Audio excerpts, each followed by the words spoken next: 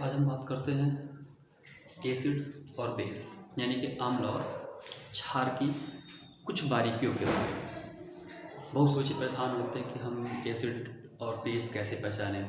बहुत सारे कंपाउंड्स लिखे होते हैं, हम कैसे आइडेंटिफाई करें कि कौन से एसिड होंगे कौन से बेस होंगे। बहुत बच्चे परेशान होते हैं। ठीक, तो आपको परेशान होने की ज़रूरत नहीं है। इस पर बहुत ही आसान सा तरीका है अम्ल और क्षार को पहचानने का, यानी कि एसिड और बेस को पहचानने का। इसलिए आपको कुछ चीज़ें ध्यान रखनी होगी बस। अगर आपने कुछ चीज़ें ध्यान रख लिया तो आप एसिड और बेस को आसानी से पहचान पाएंगे। तो हमने यहाँ ढेर सारे एग्जाम्पल लिखे हुए हैं, पहले से लिखे थे। तो अपन अब इसमें से अपन कैसे पहचाने कि कौन से एसिड होंगे कौन से बेस होंगे, यानी कि कौन से अम्ल होंगे और कौन से क्षार होंगे। तो इसको पहचानने के लिए कुछ तरीके। तो सबसे पहले अपन बात करते हैं एसिड के लिए। तो एसिड को आपको एक चीज़ में ध्यान रखनी है कि जिस यौगिक यानी जिस कंपाउंड की शुरुआत में हाइड्रोजन जुड़ा हुआ है, जिस कंपाउंड की शुरुआत में ही अगर हाइड्रोजन लगा हुआ है तो वो एसिड होगा। जैसे HF हाइड्रोजन है तो एसिड, HCl यहाँ भी हाइड्रोजन लगा हुआ है तो ये भी एसिड, HBr यहाँ भी हाइड्रोजन है तो ये भी एसिड, H2S यहाँ भी हाइड्रोजन है तो ये भी एसिड, H3BO3 यहाँ भी हाइड्रोजन है तो ये भी एसिड। और यहाँ कुछ लोग कहते हैं कि पानी जो है वो एसिड नहीं होगा ना, H2O वाटर है, कहते हैं कि वाटर एसिड नहीं होगा। कि एसिड भी है बेस भी है, ये डुअल नेचर शो करता है। कौन सा नेचर? डुअल नेचर शो करता है, क्योंकि इस पे हाइड्रोजन भी है और हाइड्रोक्सिल भी होता है। मैं मुझे कह रहा कि ये H और OH दिखाता है, इसलिए हाइड्रोजन भी है और हाइड्रोक्सिल भी, यानी कि एसिडिक प्रॉपर्टी भी शो कर रहा है और बेसिक प्रॉपर्टी भी शो कर रहा है। इसके बाद ये H2SO4 ये भी एसिड है, इसे अपन कहते हैं सल्फ्यूरिक एसिड, सबसे खतरनाक एसिड यानी कि अम्लों का राजा, किंग ऑफ एसिड।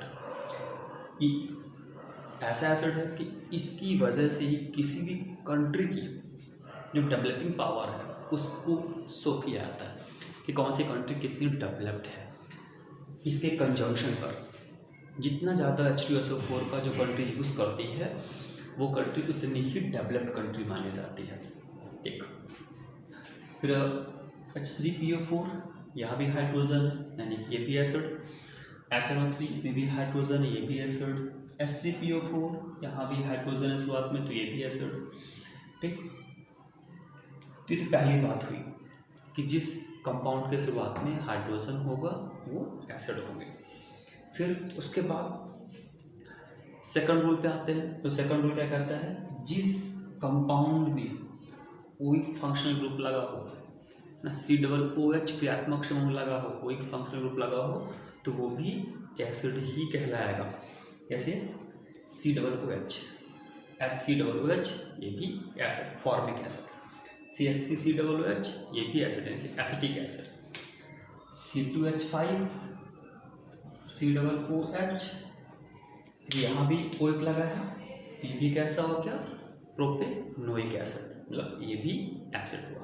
ठीक, अब आते हैं थर्ड प्रॉपर्टी पे, तीसरी प्रॉपर्टी। तो तीसरी क्या कहती है? तीसरे में क्या है कि आपका ना तो हाइड्रोजन है ना ही COOH है। तो अब यहाँ देखते हैं अपन, यहाँ ऑक्सीजन है, लेकिन ऑक्सीजन किसके साथ जुड़े हैं?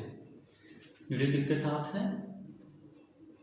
नॉन मेटालिक एलिमेंट के साथ, अधातुओं के साथ जुड़े होते हैं। जब ऑक्सीजन अधातु के साथ जुड़ करके ऑक्साइड बनाता है तो वो भी एसिडिक प्रॉपर्टी दिखाता है, भी अम्लीय गुण दिखाता है। देखिए यहाँ कार्बन भी नॉन मेटल है, सल्फर भी नॉन मेटल है और नाइट्रोजन भी नॉन मेटल है, तो ये भी क्या हो जाएंगे? एसिड हो जाएंगे।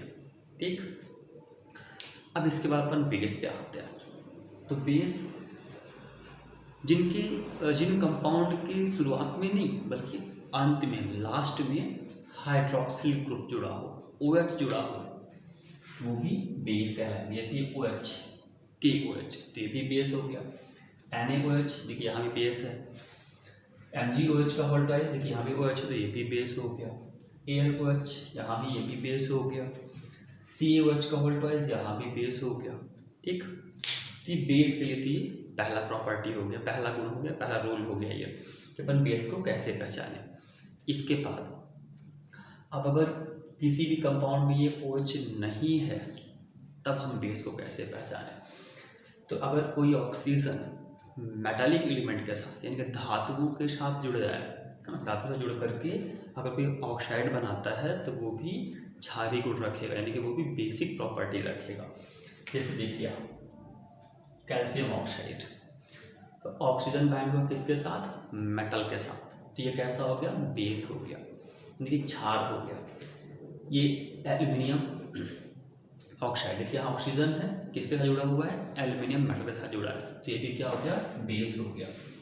यहाँ बेरिलियम मेटल है, ये भी बेस हो गया। लिथियम मेटल है, ये भी बेस हो गया। सोडियम, ये भी बेस हो गया। क्रोमियम, ये भी मेटल यानी कि ये भी बेस हो गया। टाइटेनियम यानी कि मेटल यानी कि ये भी बेस हो गया। तो ये तो कुछ रूल्स हो गए आपके एसिड पे पहचानने का, ये सबसे आसान तरीका। अब आप इसको ध्यान रख करके कभी भी कंफ्यूज नहीं होंगे कौन से एसिड होंगे और कौन से बेस होंगे। कोई भी आपसे पूछ गया एसिड क्या है, आप फटाफट बता सकते हैं कि ये एसिड होंगे, ये बेस होंगे, ठीक, क्योंकि इनमें ये चीज़ें जुड़ी हुई हैं, ठीक। तो ये पूरे क्या हो गए इधर वाले, ये पूरे एसिडिक प्रॉपर्टी यानी सारे क्या हो गए, एसिड हो गए। और ये सारे क्या हो गए आपके इधर के, ये सारे आपके बेस हो गए,